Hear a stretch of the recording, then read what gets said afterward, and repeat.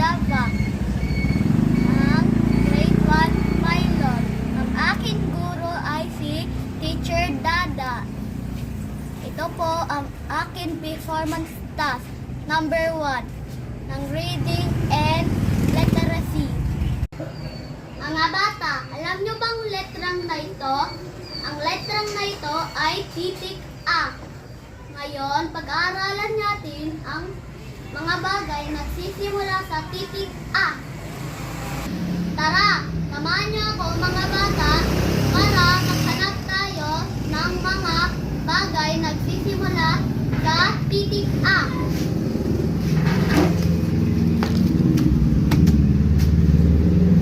Ito ang aso. Aso nagbabantay sa atin. Titik A, abaniko. Ginagamit natin ang abaniko kapag tayo naiinitan.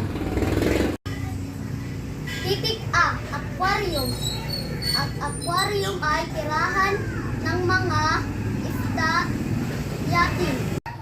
Titik A, aklat. Dito tayo natututo magbasa. Titik A, apa. Ang apa ay nilalagyan natin ng ice cream. Titik A, alkansya.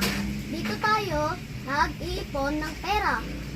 Ngayon, natutunan natin ng mga bagay nagsisimula sa titik A.